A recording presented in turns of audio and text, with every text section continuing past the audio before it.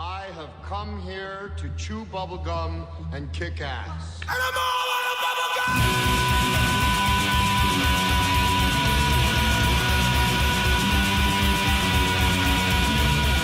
Astro Radio's is a horror, cult, exploitation film podcast by filmmakers, critics, musicians, journalists, and fans for the film obsessed. Here is your host, Derek Carey.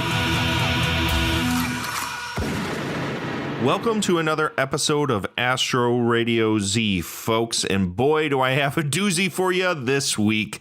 After we recorded episode 98, which was Witchcraft 14 through 16, I had a bunch of people reach out to me and get me in contact with the director of Witchcraft 13, MEL HOUSE.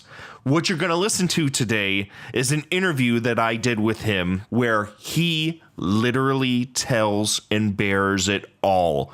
Anything you ever wanted to hear about how Witchcraft 13 was made comes out in this episode here today. And of course, we talk about a few other things too, because MEL HOUSE isn't just the director of Witchcraft 13. He's made a number of other films, and he's also a producer on a ton of stuff. So prepare yourself, folks. Sit down and listen to this wonderful interview that I was honored to have with MEL HOUSE.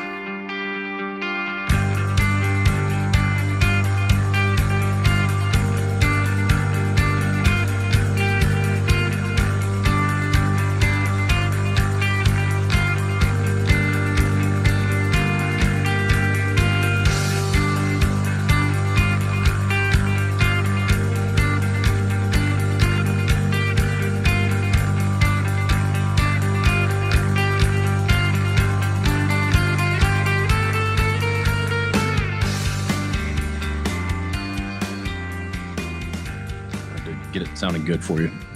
Awesome. Do you do a podcast? We do. What's the title of the podcast? It's called Barely Living the Dream. And it's on iTunes and stuff. It's very sporadic that we do it, but usually it just, it grew out of us just sort of bitching about movies we were working on. So I think you'd enjoy it. I mean, you should check it out. Yeah, that sounds perfect, man. I mean, on top of the fact that, I do this every week. It used to be sporadic like yours is, where I would only do this every once in a while. But over the last 2 years, for some reason, I've decided to do this every week. Like, I don't have enough on my plate as it is. Yeah, trust me, I understand. But there was a group of guys that production dudes. One guy was a shooter. I'm an editor. And a couple grips, and we used to get together for what we called Angry Fridays, or no, it was Angry Hours, where we would go for happy hour and just bitch about all our clients. yeah, totally. I mean, that's essentially what this is, basically. Yeah. So yeah, you should check it out. I think you guys would dig it. That's awesome. That sounds perfect to me, man. I mean, it's astounding, a profession in which you go into it to have fun and express yourself becomes such an ego-driven mess. Oh, man.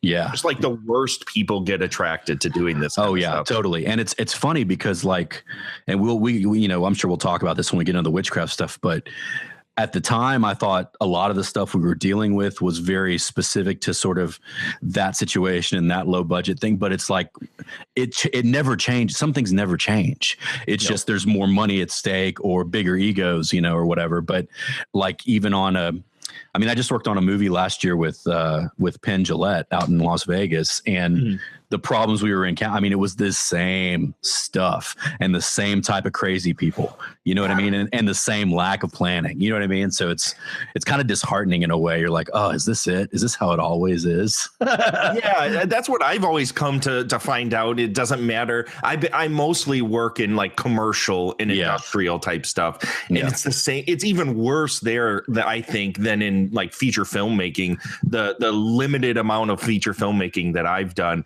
is that nobody understands what pre-production is anymore. Right. Totally. And I don't understand why you would just like, well, here's a bunch of money. We're going to stake our entire brand on this one thing. And here's all the money. Just, you have cameras, go shoot something. It's like, what? Right. How is that going to give you anything that's worthwhile? Right. Yeah. Right. Absolutely. So I see that you've been doing a lot of producing as of late. Yeah. How's that been treating you? It's been cool. It's just, it's frustrating for the reasons we just discussed, because unfortunately, like what I also keep encountering is like it's the idiots that always get the money, so it's like every time I jump onto a project, it's like I have to put them through film school again. Like, this is how you do XYZ. Why don't you know this? You've lived in LA for 15 years, but it's like I have to hold their hand through the whole process. So that gets pretty frustrating, and it gets pretty frustrating when they're, projects of mine that I've been trying to do for years that I can't seem to get funded or whatever. But this jackass that's, super green, that doesn't know what he's doing gets all this funding, and then I have to kind of hold their hand. But I've learned to compartmentalize. I mean, I've gotten pretty good at that. So I definitely see the joke that I always tell people is that when I started out doing movie stuff, I never wanted to be a producer. I mean, like in film school, like if someone had asked me that, no, like that would not be what I was. Same thing here, dude. Right. Same thing. But I kind of, just because I'm not incompetent, I guess I sort of fell into it and developed a talent for it. Yeah. Because no one else wants to deal with that shit. So I can curse on here, right? Oh, absolutely. Absolutely. I just there's a lot of it coming, I'm sure. So, it's kind of like, it's one of those things where there are a lot of times where I'm happy to be that person on set, but I don't really want to be that person. You know what I mean? So it's a constant struggle.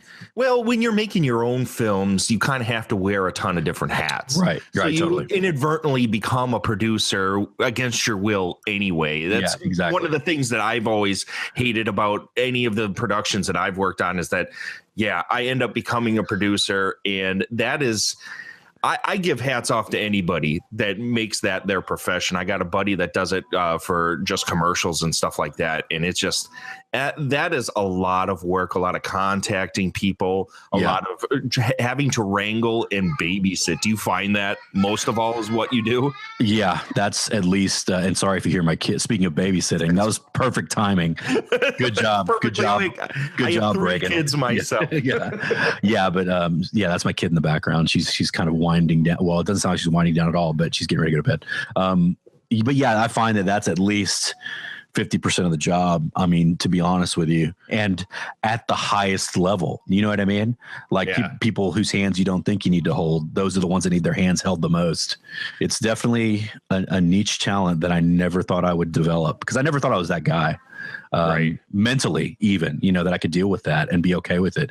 But that's what I've been doing for the last, for a good chunk of the last, I guess, 5 or 6 years at the very least, Mm-hmm. Yeah. Have you kind of grown to actually like it? Or are you still kind of the same way where you're a little begrudgingly like a check's a check?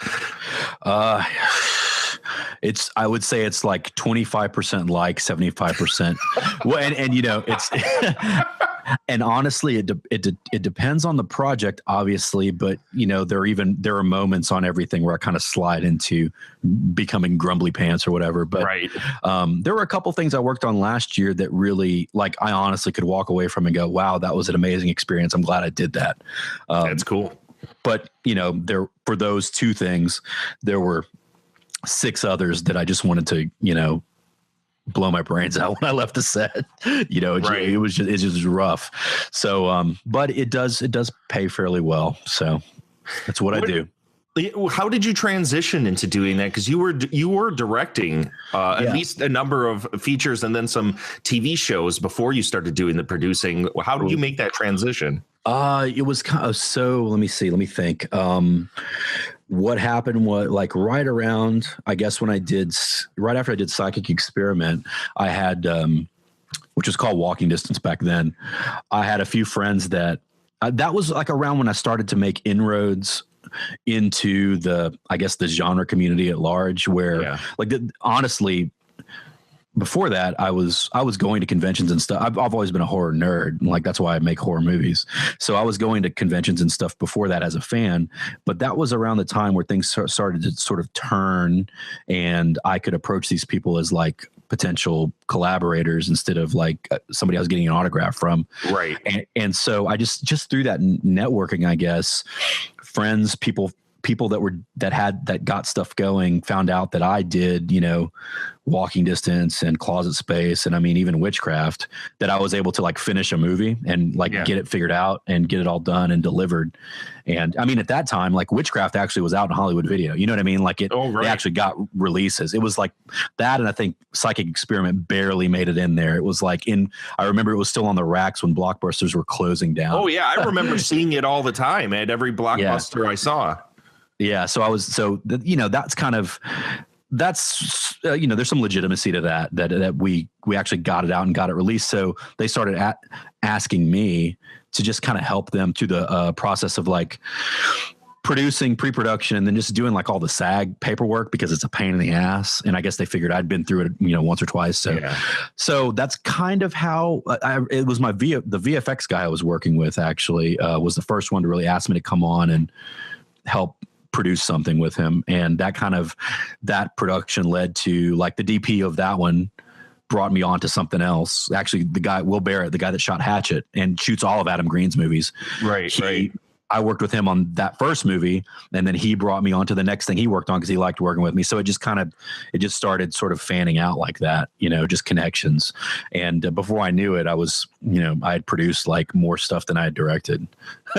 That's awesome, man. Well, it's a very niche thing, like you said before, and it's so hard to find a good producer that doesn't fuck off with all the money, right? Doesn't sit and fuck off with like actually scheduling things and in making sure everyone's fed and doing the right things with the money. That's a huge talent and invaluable talent. Yeah, and it's, you know, I started to really. The moment I realized that I was actually pretty good at it, I guess, was when people would come up to me, people I just had barely met on set or whatever, and they would say, "Hey man, you know, I'm so glad you're looking out for us," or, you know, "I'm so glad you made this call because it made our day go so much smoother, and we'll be able to get the day tomorrow because of this." You know, people were respecting me like for looking out for them. You know what I mean? Sure. Just because I know, you know, I've done honestly, like you said, you know, we all start out doing it all. I've done all of those jobs. No bullshit, like everything. So I get it. Like I know what goes into having to do a lighting setup. I know what goes into having to get clean, or trying to get clean sound on a set that is not soundproof. You know what I mean? Right. So I can empathize and relate when a lot of these guys cannot, you know, like a lot of the directors I've worked with, unfortunately, it's like they have never really done any kind of job like that on the set and haven't even really directed much. You know what I mean? So that's kind of an uphill battle because you have to get them to understand what it takes, you know, to get and how it's going to affect them in the end. You know, if you ignore this little thing now, or, you know, just for expediency's sake, or you think it's going to end up blowing up in post, and you know, absolutely, you're going to have to come bring a guy back for X amount of thousands of dollars to fix this thing we could just fix right now. If you just take 10 extra minutes and figure it out. Up where I'm at in Wisconsin, you have to do everything. Yeah. There's no union. There's nothing. So you kind of have to be a jack of all trades to even get by. And to be honest, I find that to be an invaluable asset. Yeah, absolutely. Let's go on to we're kind of doing things backwards here. Yeah, that's fine. I figured, you know, once we started going, I was like, well, he might need to switch this around, but that's totally fine. I mean, we'll get to the piece de resistance as they say. Sure. Absolutely. Why you and I got a hold of each other, but some of your last couple things, like the Psychic Experiment, you had some pretty awesome actors that were attached to that thing. How was it working with Reggie Bannister? Oh, Reg was awesome, dude. Like he's one of my favorite people to work with. And you know, I came at him. It was because I freaking love Phantasm. You know what I mean? So it was pretty mind blowing to have him there and then have him sort of speaking my words and doing what I told him. Yeah. Dance, puppet, dance. But, but also like he actually came and said he made a point or I don't know if he did this on purpose, but he reassured me a couple of nights, because these are tough. I mean, it's still an indie movie, obviously. So we're like busting our asses to do everything. And I mean, it was like Witchcraft plus. It was the same situation. We just had more money. You know what I mean? It was that kind of thing. So he made a point on a couple of those rough nights to come up and tell me like how much he was enjoying it and how good he thought everything looked and how much fun he was having and how he really enjoyed the character.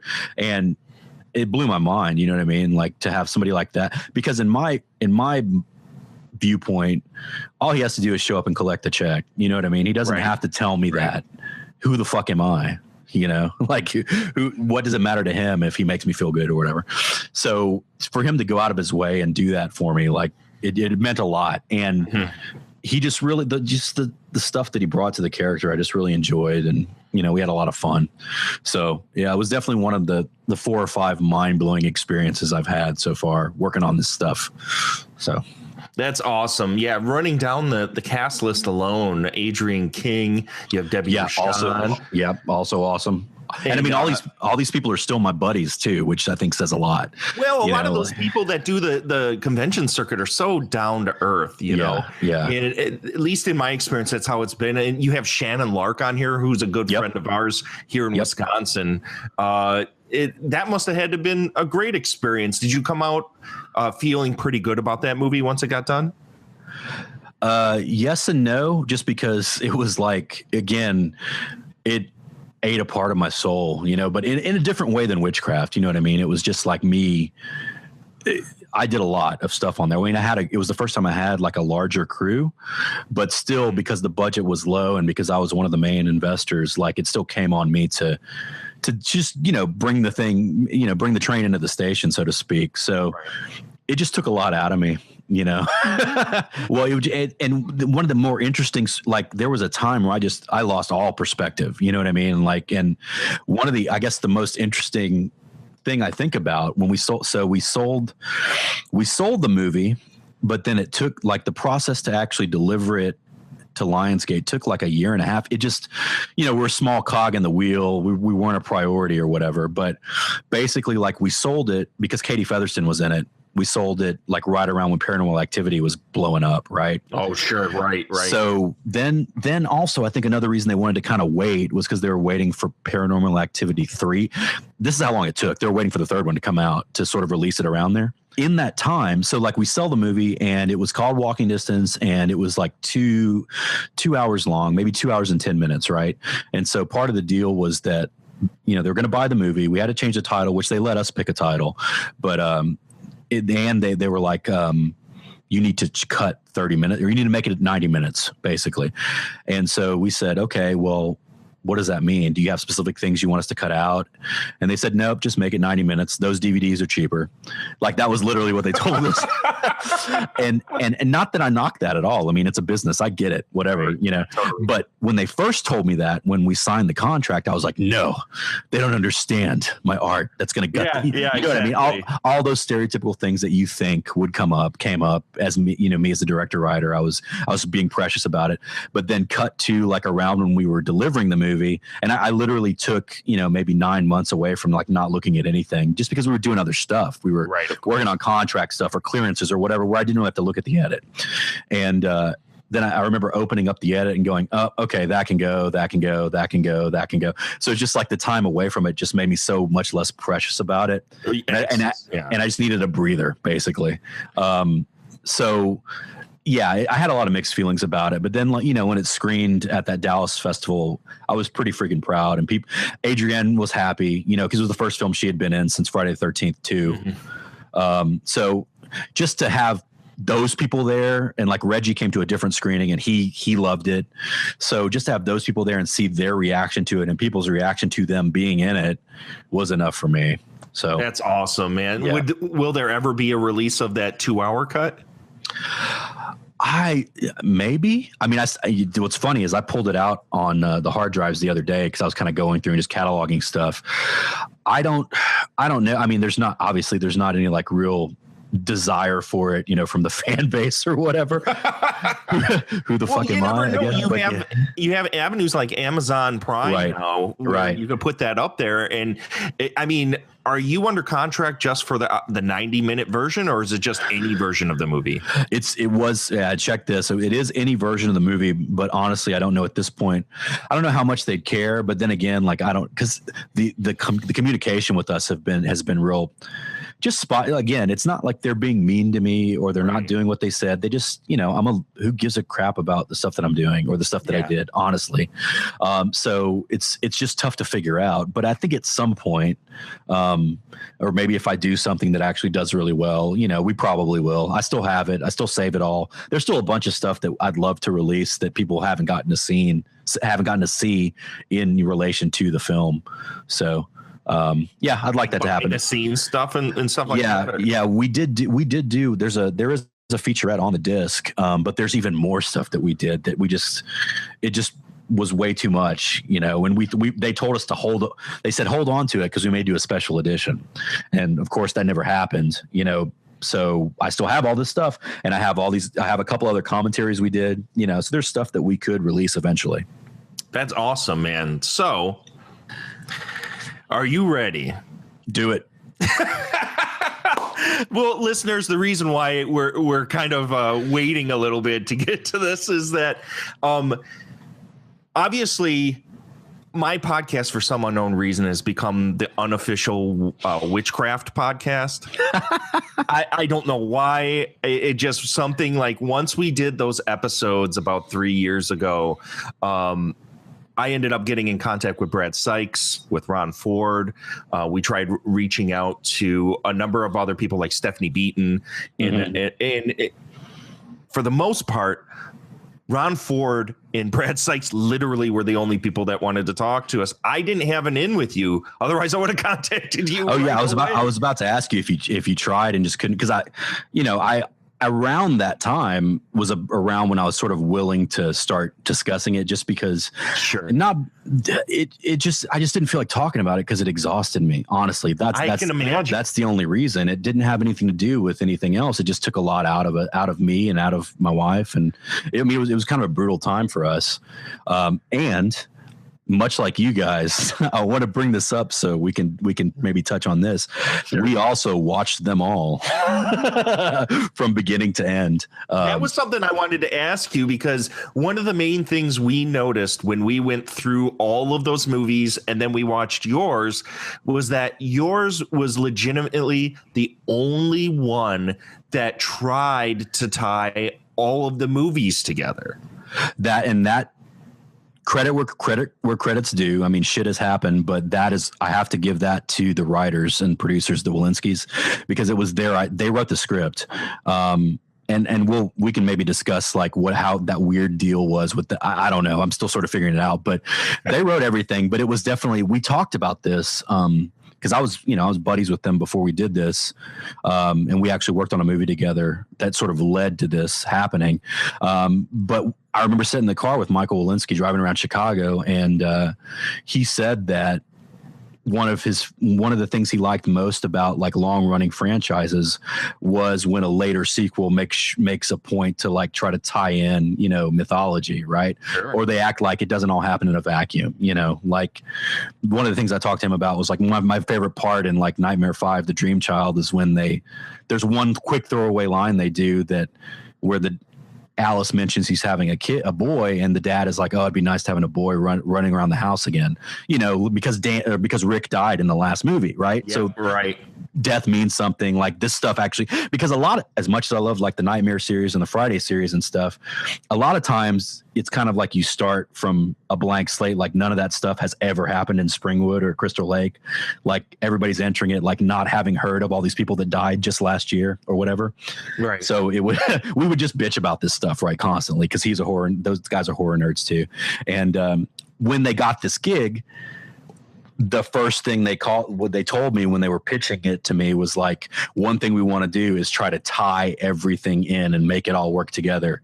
And at the time I hadn't really watched them all, so I didn't really know how Herculean of a task that would be. I remember like I know I saw the first couple like in video stores, but at a certain point, those are the movies that I would joke about. Like I would see their like a review for Witchcraft 7 and Fangoria, like the Dr. Cyclops or whatever. And I'd go, haha, what idiot makes those? Who knew that I would be that idiot, you know, Yeah, bite your tongue on that one. 10 years later. Right.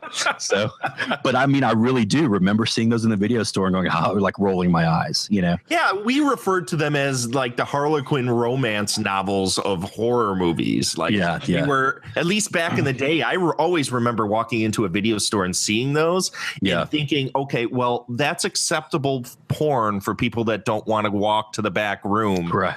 Porno stuff. Right. Exactly. So, it's funny, you know, having talked to Brad about his installment, which was the one right before yours, he literally told me, and you can verify this, or because I don't know exactly what your contact with Jerry Pfeiffer or David Sterling was, but he literally told me he was never explicitly told he had to tie it into anything other than having Will Spanner and Lutz and Garner in the film. So here's my version of that. And I'll sort of explain the hierarchy of how the deal was structured, I guess, because for whatever reason, and I've met David Sterling a couple of times, but for whatever reason, he was not involved with ours at all that I know of. What happened was, so I worked on a movie with these guys, the Walensky's from Chicago. They were selling that movie, which is called Drawing Blood, which stars what's his name? He has a giant face. Robert Zadar, rest in peace. Fucking cool guy, but you know, a number of years ago. What's that? Didn't Troma put that out a number of years ago? Yes, I think they did. But in the process of selling that film, they met Jerry, and Jerry sort of tapped them to do a new Witchcraft. He's like, hey, I'm just sort of, this is what they told me now. Like, this could all be bullshit, but it happened somehow. Jerry asked them to sort of write the script and direct a new Witchcraft. They were working on their follow-up to Drawing Blood at the time, but I had DP Drawing Blood for them, and they liked, I guess, you know, what I did. Because I actually didn't intend to. What happened was, like, these guys, this is funny. This is how you fall into stuff, right? So I was friends with these guys because I programmed their first film at a film festival that I did in Houston, because our first films played together at a different festival, and I just really liked their film, right? And they were cool guys. So we bonded. They told me one summer, I think it was like maybe 2003 or something, they said, hey, you know, FYI, we're shooting a movie, you know, this Memorial Day, so wish us luck. And I said, great, what are you shooting on? And they were shooting on the Panasonic, the DVX 100. It was right around when that. Sure. Yeah. And with the anamorphic, you know, the red rock adapter and all that. And were they shooting on P2? Right. Yes, exactly. And they and I said, what are you shooting on? And they said, well, we're shooting on this camera. And I said, oh shit, I just bought that camera. How about, just because I was so itching to do something, because it had been a while since I shot anything.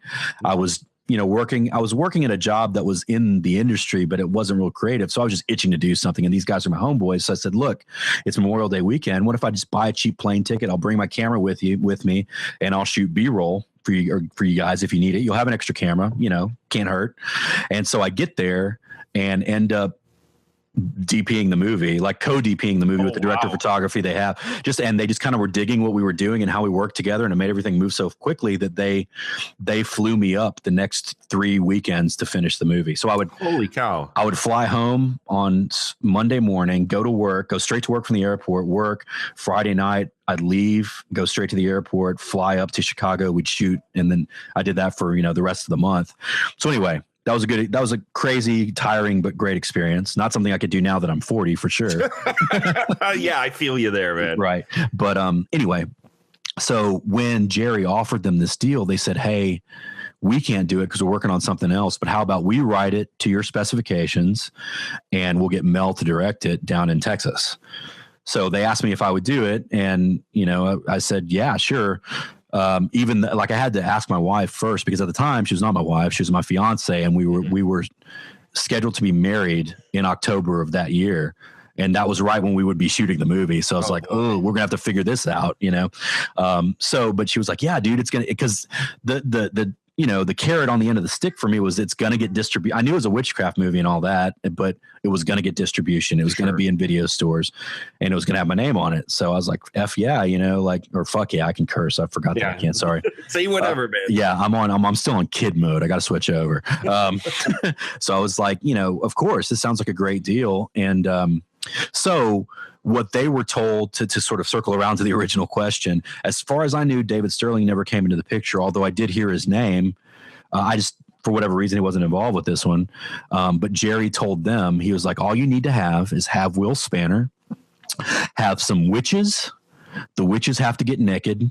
There's got to be some sex, and there needs to be chanting. Like, that is the weirdest request I've ever heard. Right. Oh, and there was a weirder one that came later, but we'll get to that. But okay. I mean, literally, they called me and told me this in their Chicago accents, and I thought they were joking. They're like, "Hey, chanting. There needs to be chant." And I'm like, "Nah, you got to really." He's like, "Yeah, there needs to be chanting." So okay, fine. Chanting it is. So most of that stuff, I mean, they kind of handled. They just put in the script, so I wouldn't have to worry about fitting that stuff in. They would just kind of write in the scenes. But then when we got into the first edit, I sent them the rough cut of the first version, and Jerry wanted more sex. He wanted us to, and he goes, can the witches do kung fu? Because this was around Matrix stuff was still popular. All those, third or fourth generation versions of that movie were still coming out. He's like, and whenever, so I got to do my Jerry Pfeiffer voice because I've never met the guy, but I picture him as like a standard cigar chomping, like typical Hollywood producer. Absolutely. Yeah. So I just imagine him smoking a cigar and going, the witches need to do some kung fu. Can you add that? The kids love it, So, and I'm like, we were done. Like, plus none of these people can do kung fu. Like, I cast most of them just because they're willing to show their boobs. You know what I mean? Exactly. So now you want me to figure out how to do, I don't know what to do with it. So a lot of it, like I'd get notes and I would just sit there and go, I don't even know what to do with this. Like, I don't know how to make this work. Like a couple of things we went back and did, like we shot where Roxy's character is making out with Anjanette in the bed, like with all the blood. We shot all that stuff later because that was like one of the only ways where I was like, let me try to add some sex in that doesn't really mess with anything else, because we'd shot everything else. So the mandates were there were mandates that were witchcraft related mandates, but we got some interesting curveballs, I guess, as we went along. I'm surprised from what I've heard, editorial was taken away from the vast majority of the directors. Yeah. I was listening to your other podcasts and I heard that they kind of there were suggestions made where I had to switch around stuff. And that accounts for a lot of the weird day to night stuff. Some of that is totally, but honestly, some of it's totally my fault too. I'll admit it. I can't say anything. I have day for night in my movies too. So right. It happened. But other than that, I mean, it never happened. They let me cut the movie. And then towards the end, when things got antagonistic, they were almost forcing me to cut the movie just to get more out of me, I think, because I had kind of called them on whatever criminal stuff was going on. Oh my God. So, but I expected when I finally sent them the hard drive that they would do something to it, at least chop it up or add stuff or whatever, but they never did. I think they're just too lazy to do it. Honestly, to go like add new stuff or change it. The one thing that happened, and I think this is just because of apathy, is that, when they did the DVD releases, they're way darker than the actual movie is. That was definitely something that we made note of because I don't know if it must have been the transfer of the copy that we had. It was just entirely way too dark. I was going to ask you, which version did you get? Do you remember? Did it come off a compilation or was it the original? Yeah, it was an Echo Bridge. Yeah, that one is even worse than the original. I actually have them all, honestly, which it's like they're with my weird albatrosses that I hang around my neck. I don't know if you ever saw the first and it's funny because when I posted on my Facebook about me doing this interview, within the first 3 comments and messages I got were, "Oh man, are they ever going to make a real DVD of it that doesn't look like garbage?"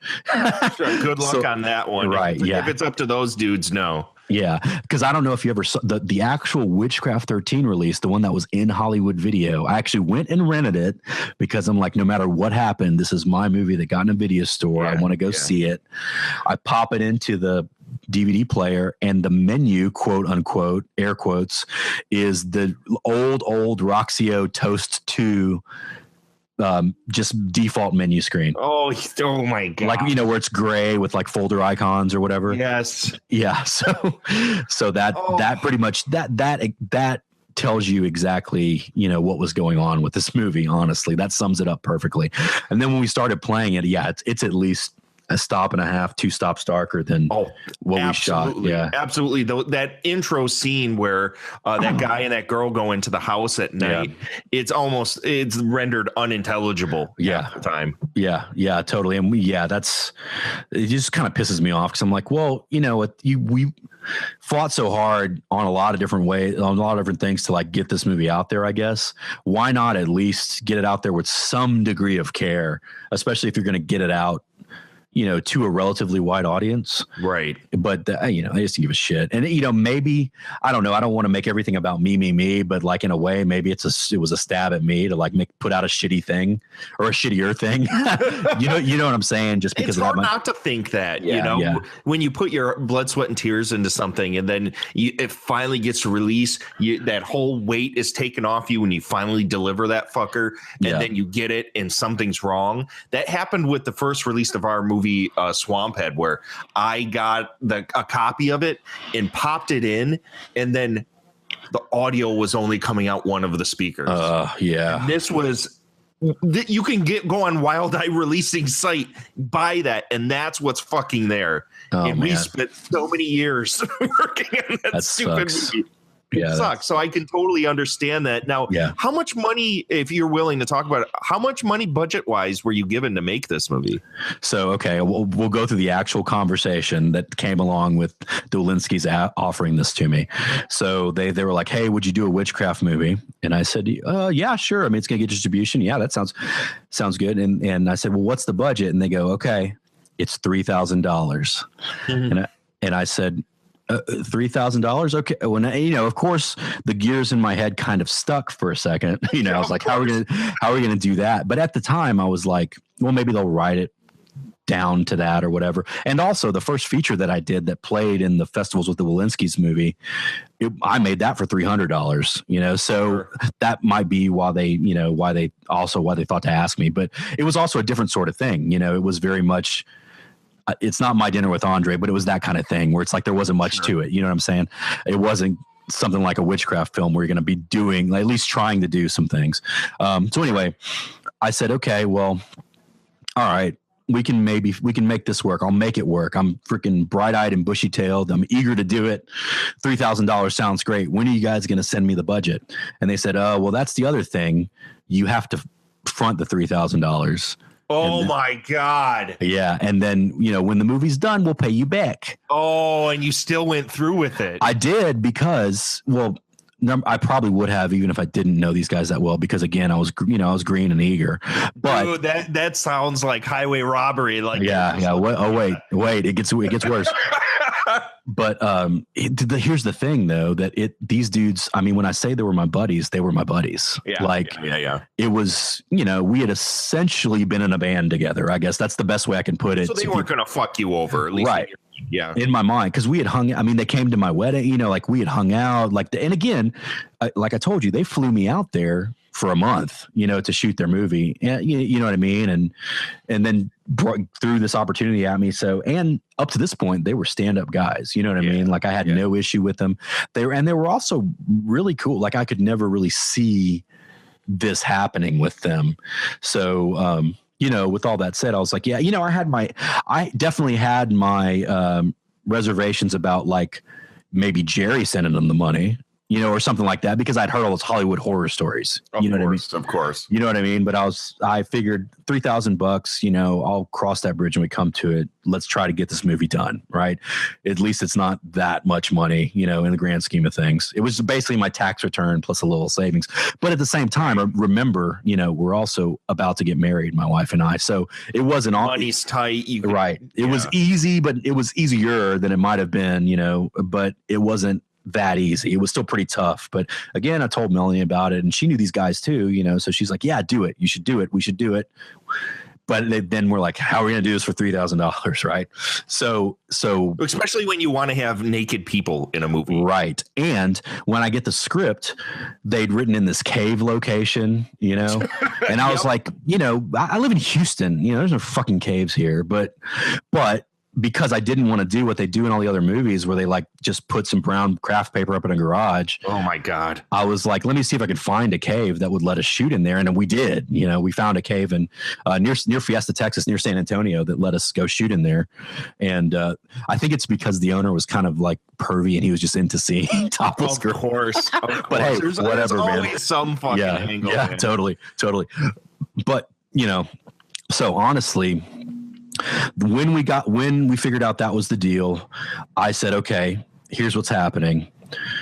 We have $3,000. I'm going to use that to pay for the actual movie and pay the people in the movie.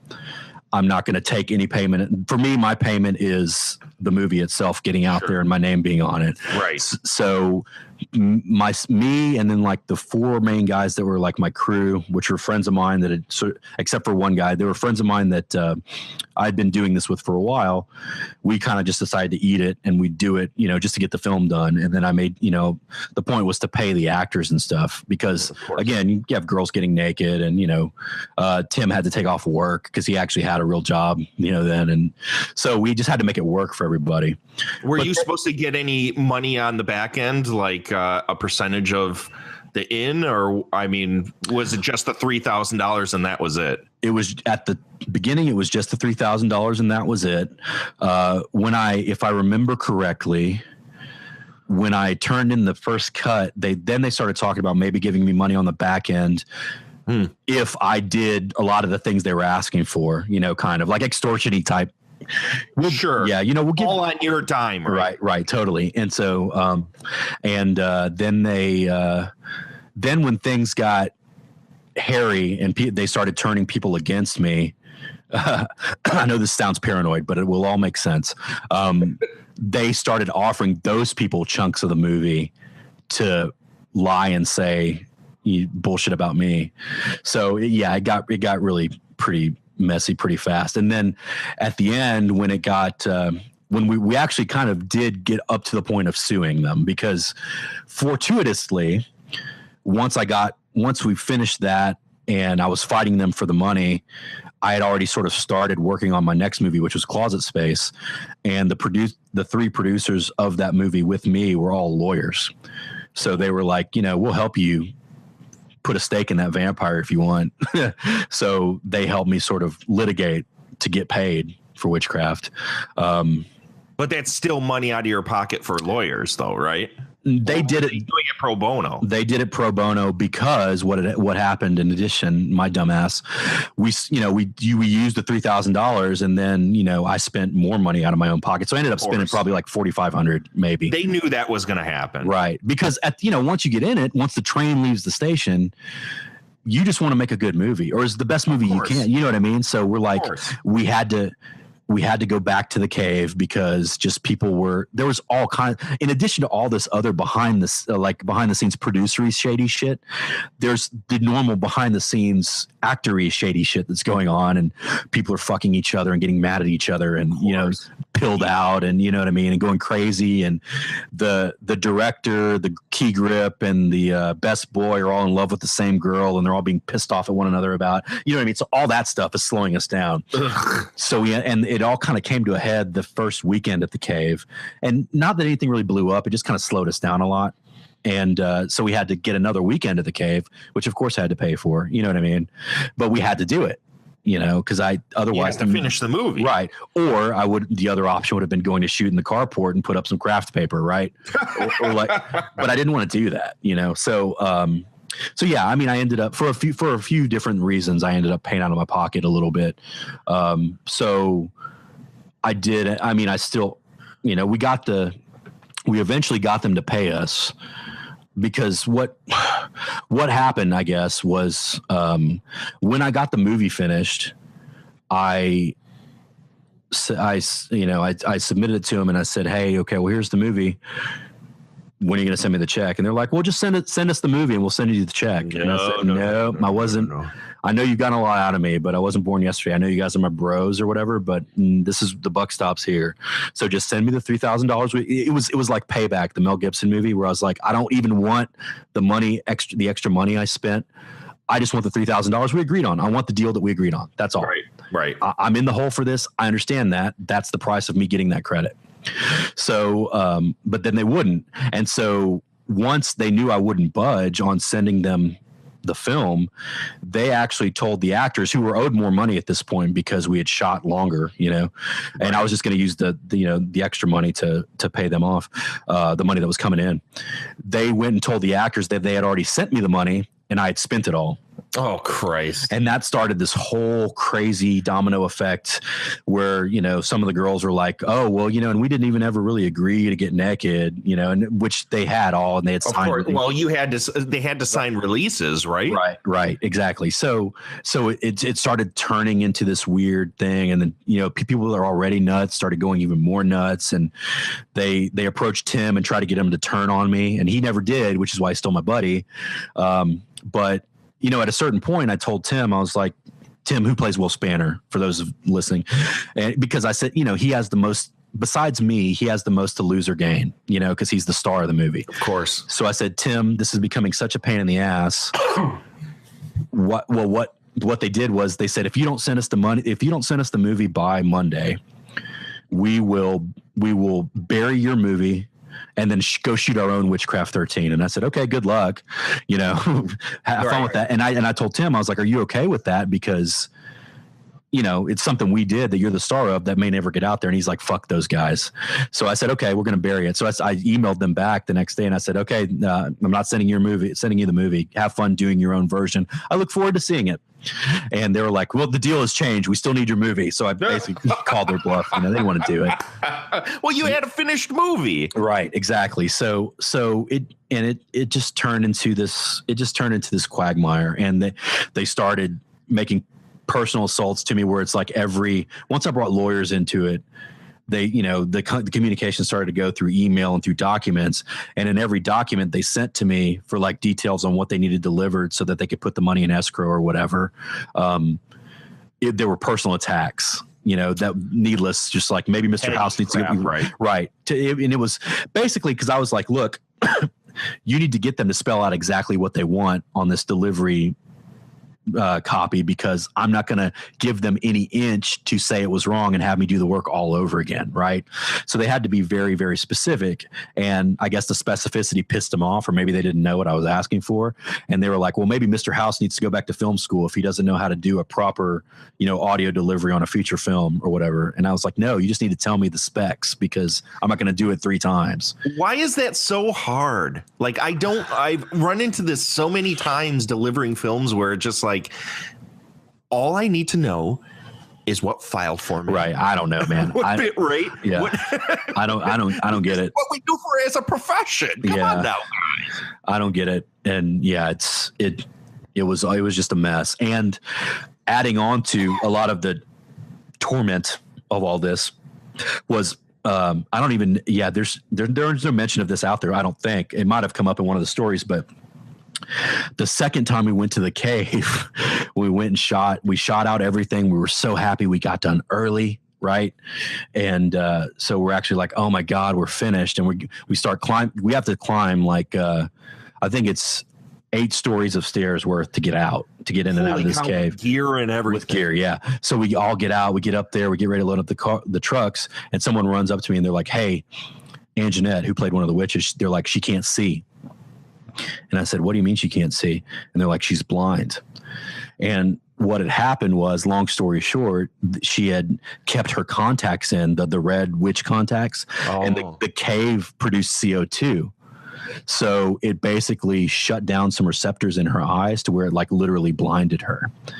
Not permanently, but so just for the time being. But still, we didn't know at the time it wasn't. So that final night when we thought we had just freaking got out of jail free, we had ambulances had to come all the way out to this cave, you know, and like she had to rush the emergency room. My wife and I ended up having to drive her home to Dallas because of course she couldn't drive. Of course. You know? And then, you know, there's this sort of, that was around when things had already kind of started to get a little weird, honestly, because the money hadn't shown up yet. Yeah. So that informed a lot of people's reaction to what was going on, and they're like almost making it sound like I did it on purpose. Like I'm like how you were negligent in some right? Yeah. And you know, so but you know, Aunt Jeanette, once the doctors told her what was up, and they're like, your eyes are just starved of oxygen. You need to rest. You know, she had to have, you know, her head wrapped up for like 3 days. Oh, sure. But after that, she was fine. And, but at the same time, I'm like, so once everything went, you know, shithouse crazy about the money, you know, we were like, is she going to come back and try to sue us now? Because, you know, you know what I mean? All that stuff comes up. Right? Was there insurance on the production? No, not on that one.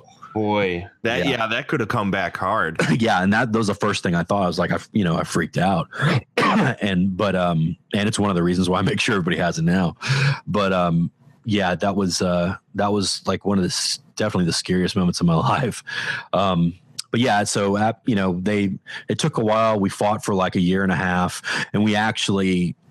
There was a film festival. I think it was Erie Horror Fest up in near you, I think, that we found out they had sort of pre-submitted the movie to premiere at, and had taken all of our names off of, and they put like their name as director, producer, writer. Well, writer they deserve because they wrote it, but they had pulled all of our names off of it and only put their names.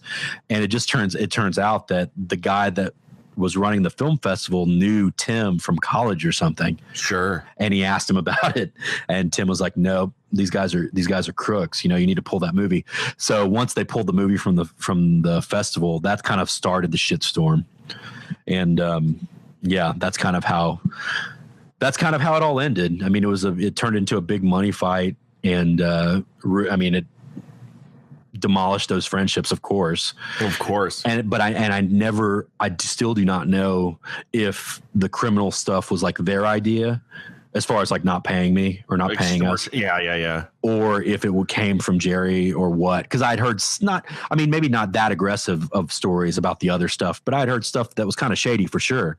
So it wouldn't have surprised me, but you know, but yeah, it turned into a big mess.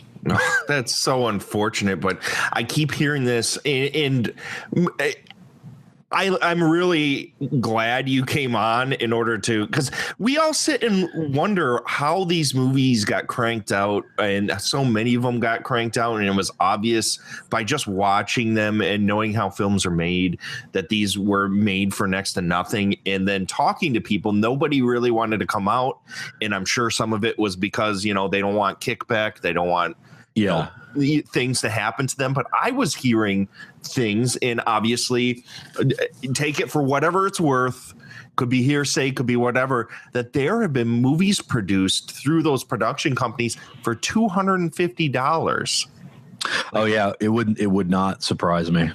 I'm like, well, that's like craft services for lunch. Like, what do you do with that? Yeah, it definitely is a business model that I wouldn't necessarily subscribe to. Not if you want to continue to like put your name on something and get legitimate work. Right. Know? Exactly. And then I started, you know, once we were into it, and there was another site that sort of it was a web blog, and I can't remember the guy's name, but he did a marathon watch of all of them. But it was before 13 came out. It was sort of in that period, I think, where we were fighting about the money. Sure. And he had actually interviewed a few of them few of the people. I don't know if they were lying or whatever, but like the guy that did part 10 said he got $12,000, I think. And I'm like, 12,000? Are you kidding me? Like I would have given them the Witchcraft Titanic, for that much money. You know what I mean? Well, like, I have a feeling the reason why he probably said that is because all of the movies up until I think 1 or 2 before you came on were shot on film. Yeah, I think 9 is the last one that was. Yeah, and also I'm like, well, because 10 is the one that happens in London, I think. Yeah. So I'm like, well, did they just pay for everybody's tickets to get over? You know, that's Probably probably included in the cost. But yeah, and I think even I don't remember how much Brad said he got, but I do remember he wouldn't say anything about it. Okay, I remember on this website, I believe they mentioned a number, and it was more than we got, and I was just like, man, like what do they expect? Like, what's the end game here? You know, like when you get to $250, or what's after that? You know, well, they obviously, this is obviously my thoughts is they're just looking to churn a product and try and maximize, their overhead. They're just trying to get as much money on the back end that they possibly can and not have to put anything in. I mean, these new ones, I had heard that obviously it's on our episode that 3 movies cost $8,000. Mm-hmm. Wow. I don't know what you can do with that. Yeah, I do know. I don't know if I guess there's no way you would know this, but they actually called Tim and asked him to be in it as Will Spanner again. And I don't know who called him. But he was like, hey, the Witchcraft guys called me and I was like, what? That was how I first heard about them doing the new ones. Yeah. And he's like, yeah, they offered me $50 and I had to say no. $50? Yeah. Holy shit. Yeah. So I was like, well, that's not surprising, unfortunately. Oh my God. I mean, when he looks back on this, what does he have to say about this movie? About the same. I mean, he definitely is more, it's more of like just a funny fuck up of the past to him, I guess, because he didn't have to deal with a lot of the other crap, that we had, but he actually asked if I could bring him on. He's in LA, or he's like, can I come on with you and talk about it? Dude, I would love to have him on. If you I'll hook you guys up. Contact info. Absolutely. Yeah. I'd love to talk to him. Cause I'd like to hear his sort of cause he and I haven't, even though I've spent so much time with the guy since then. And I actually have lived at his house, like while I was out there working on stuff. Sure. But we just never, it's like, the thing you never talk about. Do not speak its name. Right. Exactly. So it just, cause he knows how it screwed up our life. And I mean, even down to our wedding, like a lot of those people that were involved, because it happened right around that time, all those people that worked on the movie, including the Walensky's, were all at our wedding. So, I mean, to this day, I haven't edited our wedding video because I can't stand to look at it because of those people. I can't really look at the pictures. Too bad. You know what I mean? Like, so there's a whole chunk of the people that were there that I just want to kill. So we just don't talk about it very much. So I would love to hear his version of things, like sort of on very much on the inside, but kind of on the outside, because that was the first time he and I really worked together too. Like I knew him. He was a working theater actor here in Houston. And, I just thought, I was like, oh, he's pretty Will Spannery, cause we had just watched all the stuff. Oh, he's very charming in the film. And I also knew that he wouldn't have a problem, being, having sexy time. So, yeah, but that forged our friendship, honestly. And we've been friends since then, and worked on several things together too. But I'm sure he'd love to talk to you about it. He's still working actor out in LA. I'll definitely send you his info or hook you guys up. Yeah, please do. I'd love to talk to him about it. I want to ask you another question real quick here. Sure. Before we let you go, this is an angle that you never really hear much people talk about, but what did your wife have to say going through all of this? Okay, so she was the one that was probably the most adamant about you need to show the titties. You know what I mean? Like she was the one that was like, what do you mean she won't take her shirt off? She agreed to that shit. That's what this, and she was cracking that whip, huh? Yeah, totally. And at a certain point, because she's an actress too. That's how I know her. That's how I met her. And she's she's very good. So at one point I was, we were trying to find people to do this that would also be willing to do that stuff. I'm like, Melanie, please, are you sure? I mean, I know this may haunt you later, but are you sure you wouldn't do it? Because you would blow some of these people out of the water. But obviously it was just not what she wanted to do at the time. So, of course. But she was there and she knew what it all involved. It never got weird. She was also, I made a point to have her around whenever we did anything like that, even because the auditions, we would audition people, and then like when I kind of had my selects, we honestly had to get to a point where I'm like, okay, you need to come over and I need to see you topless, which I know sounds weird, but I have to know. I don't want to be surprised by something weird. Boobs. Well, also at the same time, then that they're serious, that they're going to do this, because once you get on set, I've had this happen to myself. I'm sure you've had it happen. People sign contracts knowing what they're getting into. Then all of a sudden they get on set. It's like, no, I'm not going to do that. Yeah, that just happened on the Penn Jillette movie. I mean, literally, I thought as soon as that started happening, I was like, it's witchcraft all over again. Oh man, because that was the whole point of the film was that these. It's a titty flick. Yeah, it's a titty flick, and that's part of what people look for when you sell it. Unfortunately, or fortunately, but that's part of the sale. Yeah. So I made a point to have her around, and it's kind of like a mitigating factor to any sexual assault lawsuits.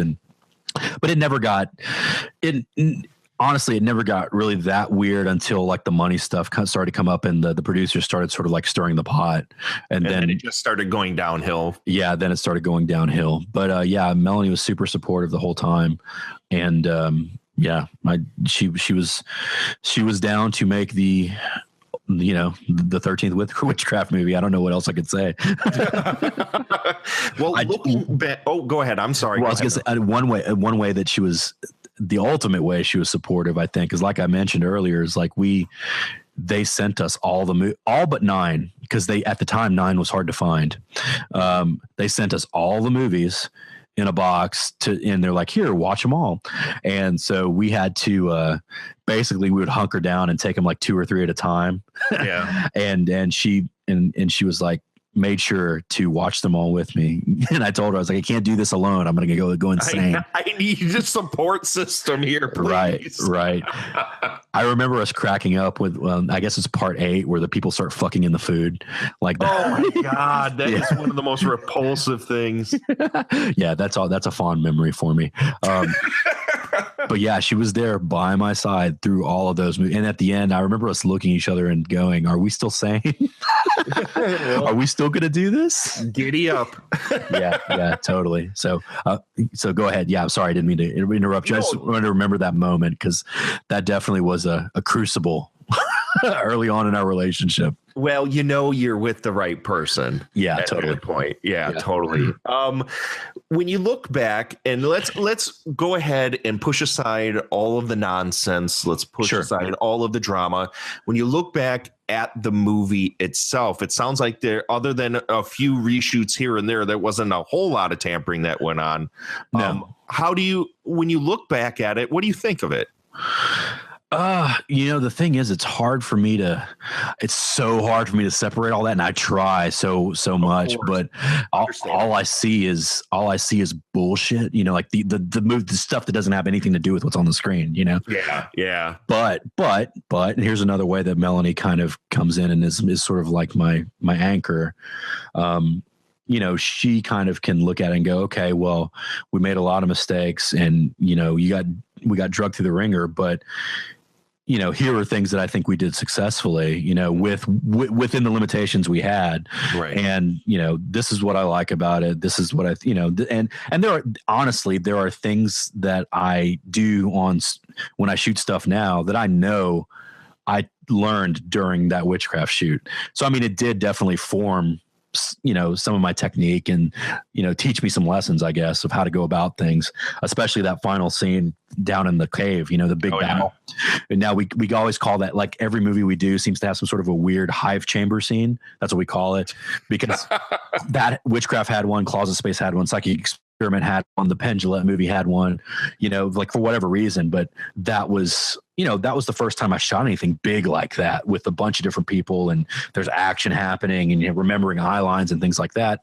So it's stuff like that I can look back on and go, I'm proud of that, because while I'm not really necessarily happy with how it turned out on this, it definitely taught me how to do it better. Seeing this definitely taught me how to do it better the next time. You know what I mean?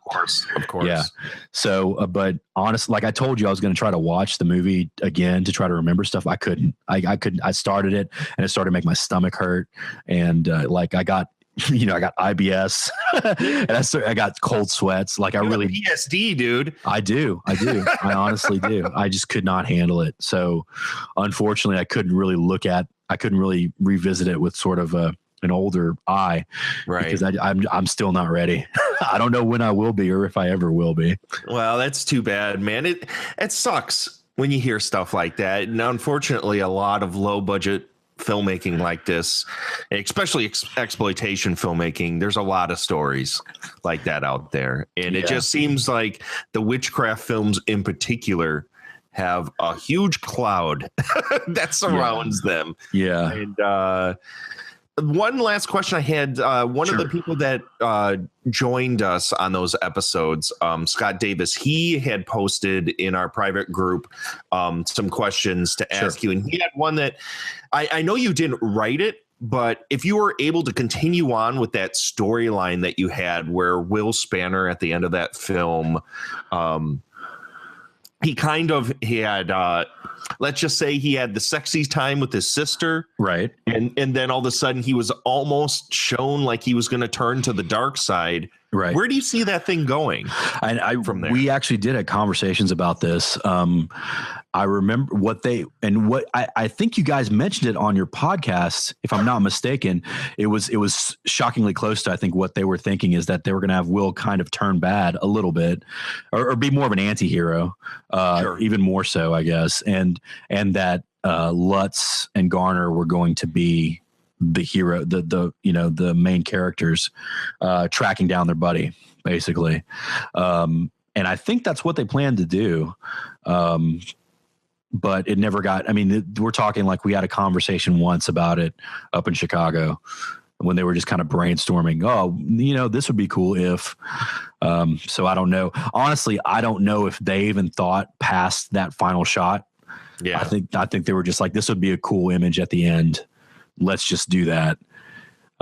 Because my gut instinct is if everything had worked out well and we had ended up doing 14, it would have just started like 13. You know what I mean? Like, oh, well, all that happened. Did Will learn anything? No. It's just a news story. Same shit, different smell.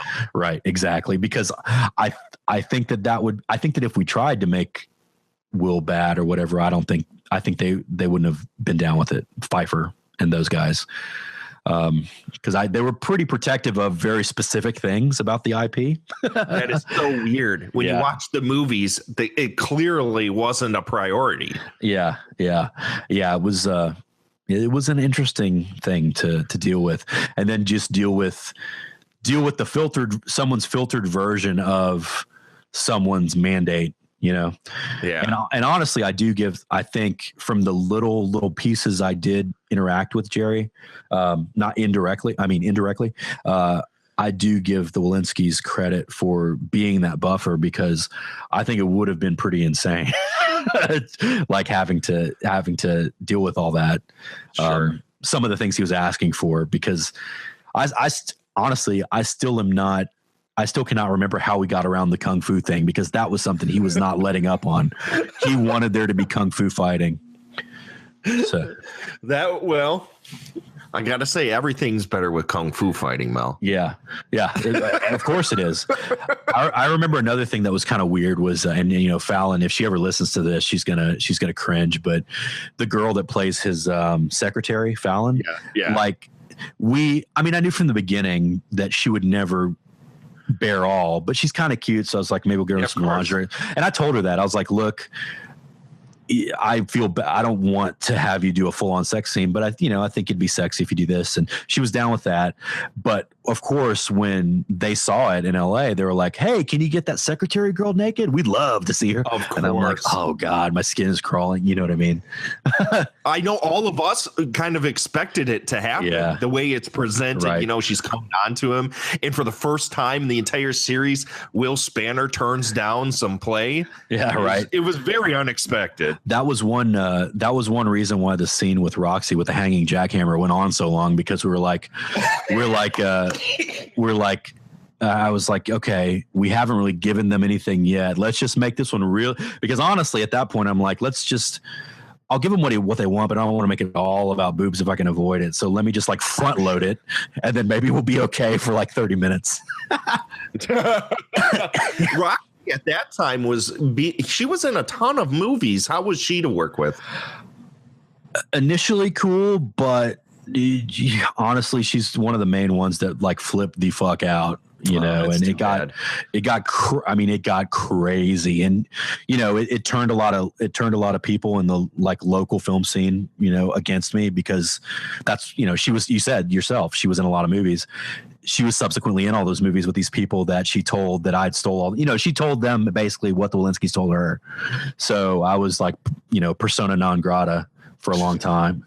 And, now what's funny is that just within the last couple of years, like I'll go to conventions and, still speak, or they'll ask me to do panels or whatever. And most of those people have come up to me and apologized, which is kind of nice. Awesome. Yeah. I'm like, awesome. Yeah. I'm like, yeah, kiss the ring, but it's nice. It's nice to get some sort of, retribution, I guess, because it's so frustrating. Because what do you do? Like when you're the person that is trying to do the right thing. And what I kept trying to tell them was, I'm trying to fight for your fucking money. I'm not even taking any of this, I'm paying you guys.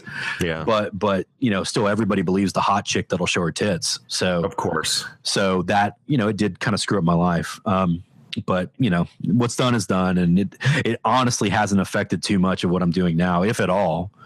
If anybody even notices on my resume, they go, that must have been crazy. Yeah. Can I hear that story? Exactly. And now I can direct them to your podcast. Awesome. What shocked me when I initially heard, when I had found that comment that I had said I found on dreadcentral.com, where you had said the budget was, you had a lot of locations, a lot of setups. Yeah. And that's what surprised me about this movie, is that unlike some of the other movies, I know Brad also had a lot of setups, that the movie, like, you had really tried to make this look cinematic. Yeah. And I did. And that was the point, I guess, because I really did approach it from the beginning. I was like, God damn it, I'm going to do a witchcraft movie, but we're going to try to do the best damn one we can do, whatever that means. Sure.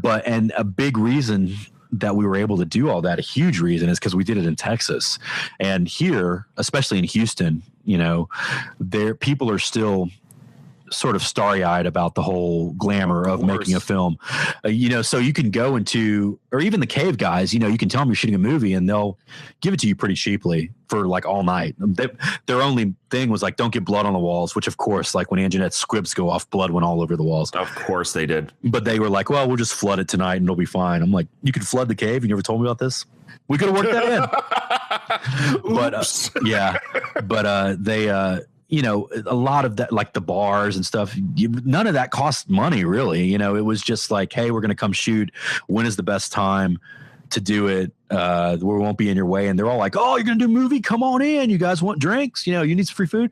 So, I mean, really, like I said, like the $3,000 was to pay for food, pay for supplies, and pay the people. Of course. I mean, the cave cost a bit too. So, yeah, I bet you most of your crew were probably volunteer as well, right? Yeah. Oh yeah. Absolutely. The only person, the special effects girl, we had to give her money for supplies and stuff, and we paid her a little bit.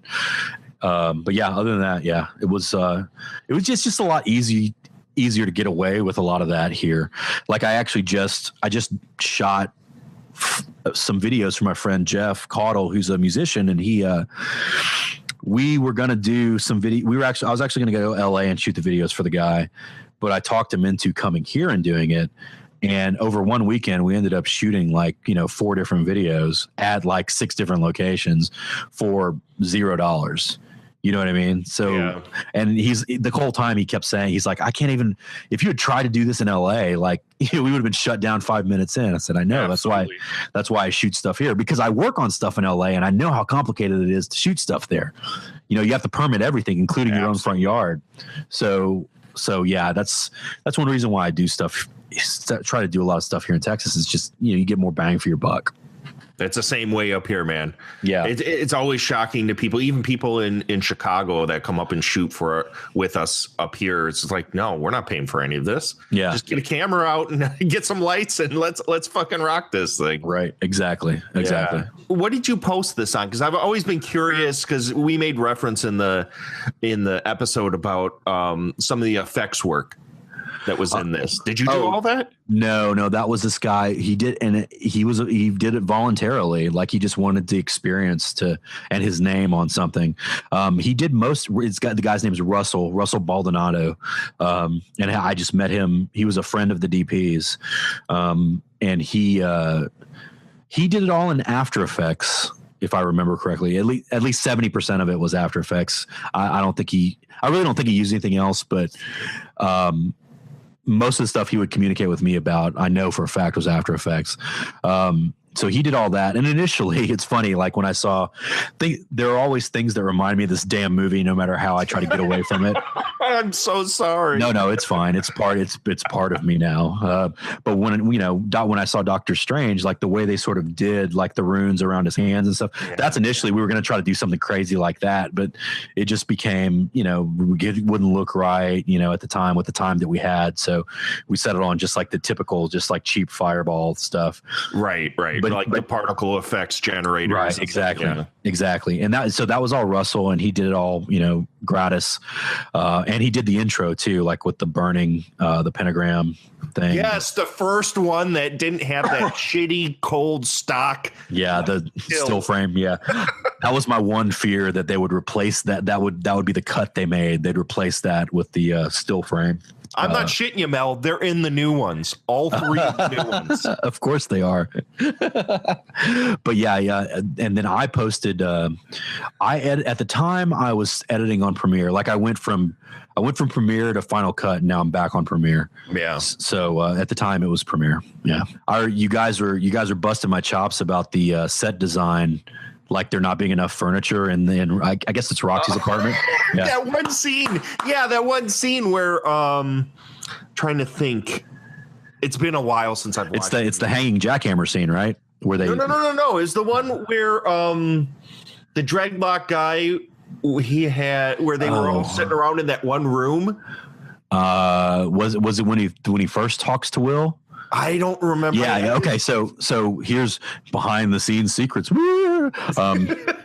So it actually ties to that hanging jackhammer sex scene, because that bedroom is sparsely furnished as well, because all of those are in the same house. That scene where Eldridge is talking to Will, his Eldridge's place, it's also it's on the lower floor of that house, and that is actually how that house is furnished. That's how my friends, they're hippy dippy. They don't and they have big dogs. Sure, they don't have a lot of stuff to knock over. So we just kind of walked in and shot, basically, because that's how we had to do it. Do you find yourself doing that with a lot of the stuff, trying to just take one location and maximize?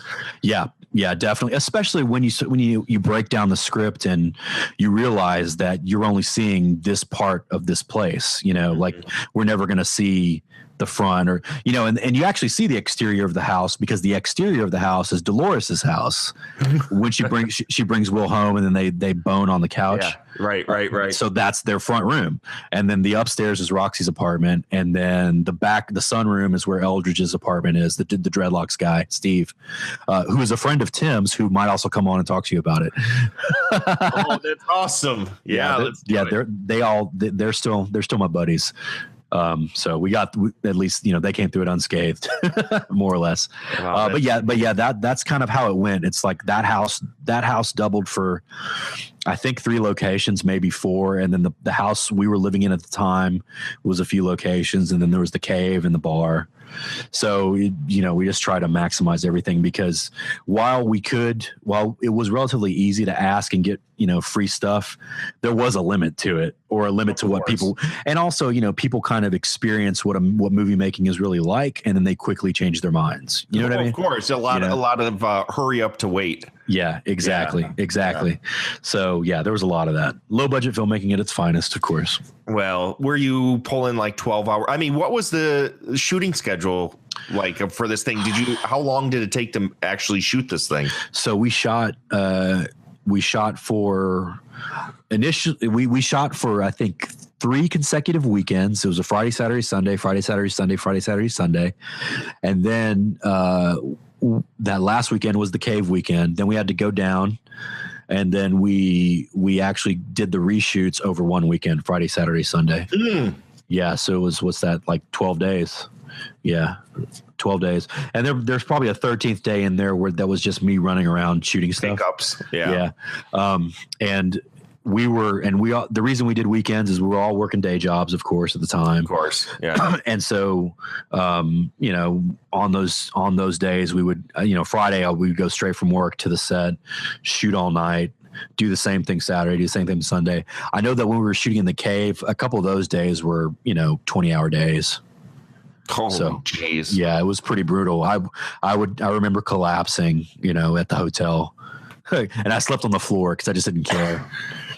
And 20 hours a day, I was on one shoot that was like that. You don't even care at that point. No. It's just like, I need to close my eyes for 2 hours. Right, exactly. And also the producer part of my brain was like, there's no way I'm taking a bed, because I don't want anybody to complain about the fact that I took a bed.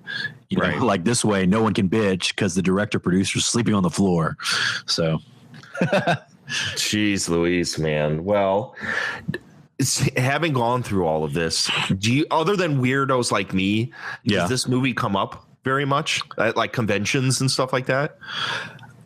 It's very, very rare, but when it usually happens, I'll get blindsided by it. Like, I remember I was at a table with Lisa Wilcox, who's a friend of mine who, we worked on a couple movies together, and I can't remember. I think we were promoting Klinger or something at some convention, and some dude was talking to her about nightmare stuff, and then he turns to me and he goes, "Hey, so I saw Witchcraft 3," and I'm like, "What?" It was, like someone punched me in the stomach because I wasn't expecting. You're like, "Oh no." I didn't see it coming. And then, Lisa's like, "What's Witchcraft?" She knows about it, but it's not like I've ever talked to her about it, so. Of course.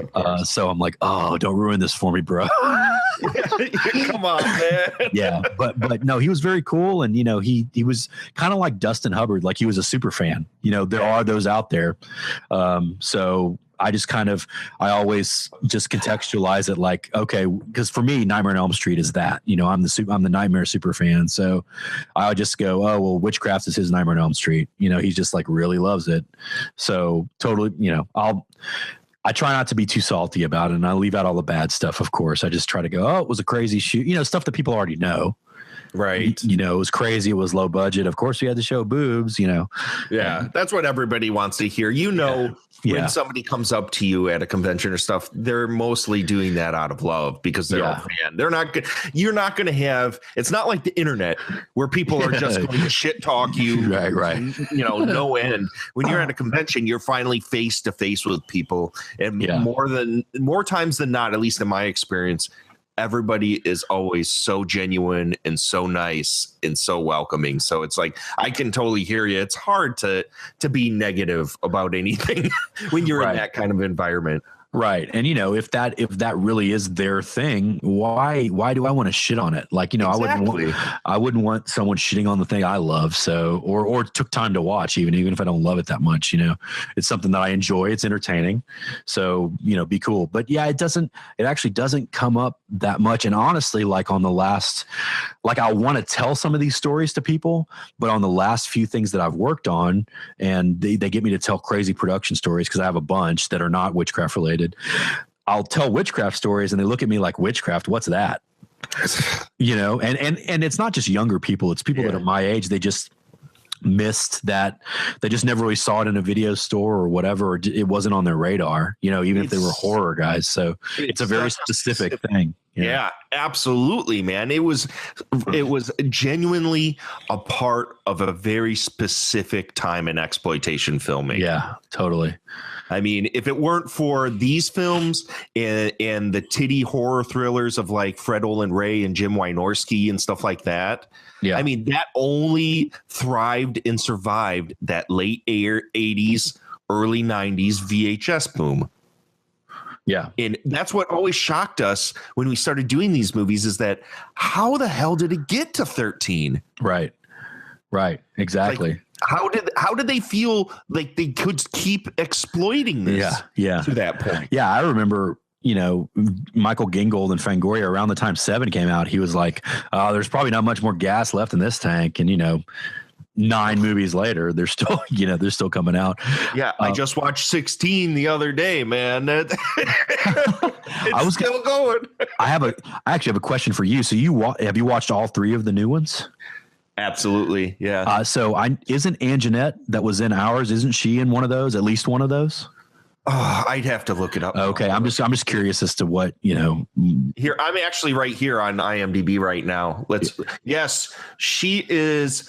Oh, that is right. She is the Greta character. She's actually in 2 of them. So is there, maybe you don't remember, but is there any connection? I just wonder if they connected at all, or if it's just she's playing someone entirely new. You're going to find this hilarious, actually. They use, in part 16, they use a lot of part 11, but the one scene that they use over and over again throughout the entire new series is the Roxy scene. That is hilarious. Which one in particular? The fuck scene. Oh, really? The hanging jackhammer. yeah, the fuck scene. It's in multiple. They even in one of them, they use it in a way that the lead character, because the first 2 movies are supposed to be like this continuing story, and you think it's going to be this trilogy where they're going to build like a Star Wars, like a 3-part thing. Right. So they build it up. And the second one, the lead character, who's this witch who's just finding her powers and blah, blah, blah, blah. There's a flashback to that fuck scene in which it's almost insinuated that she's Will Spanner's daughter. Huh.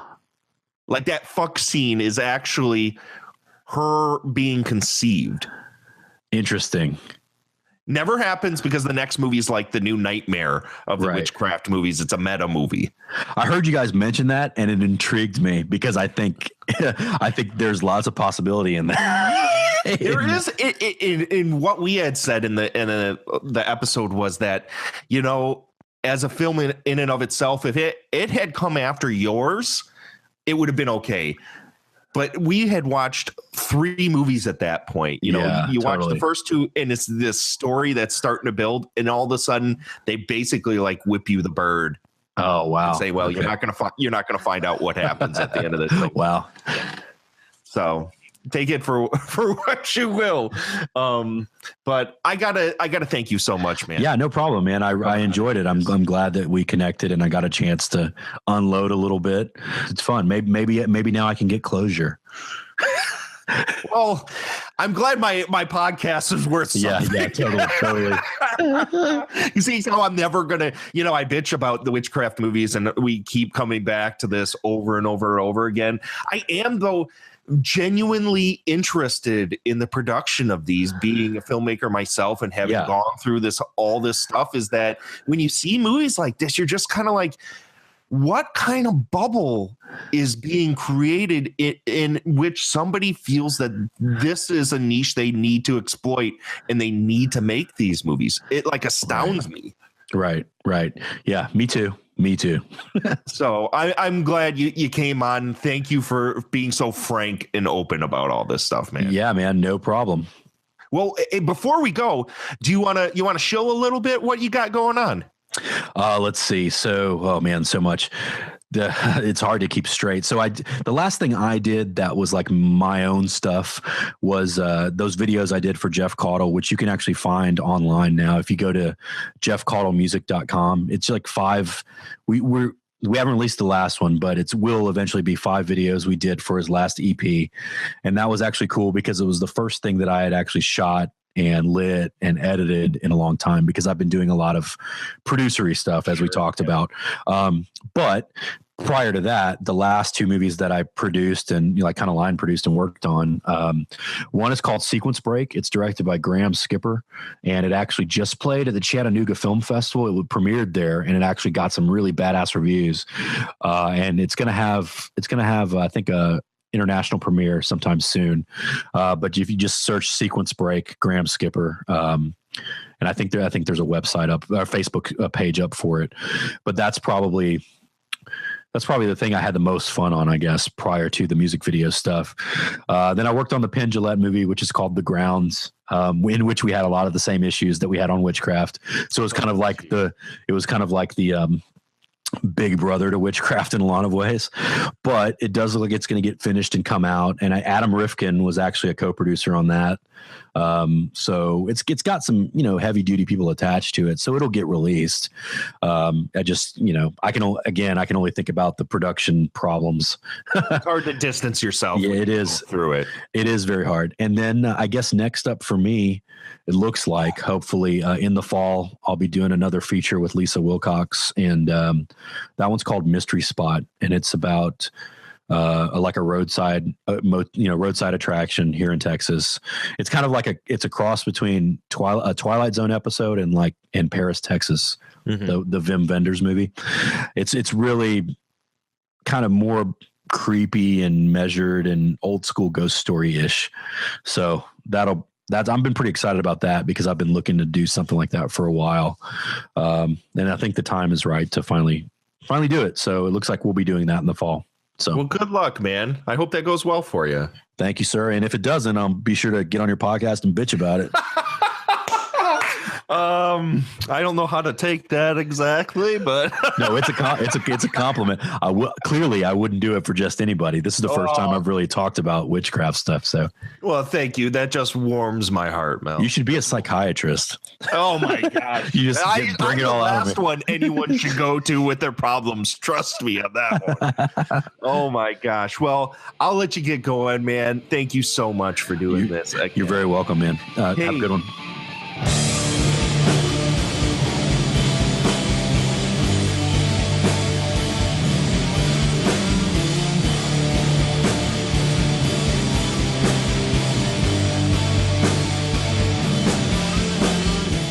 You can find Astro Radio Z on iTunes, Stitcher, TuneIn, Google Play, YouTube, and anywhere podcasts are found. Please help us by subscribing, rating the show, and giving us a review. It helps us get the show out to more listeners. Also, if you would like to hear more of the show and be a more active participant, join the Astro Radio Z Facebook group and page, and join the Patreon. For only $1 a month, you get bonus episodes. Thank you for listening. See you next week, Astro Zombies.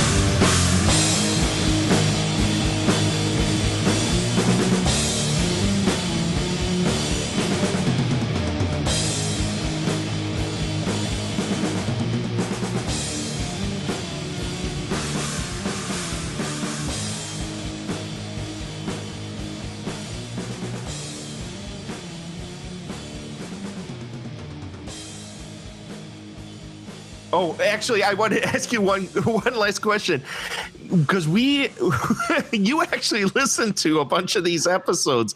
What did you end up thinking listening to us really dog these movies?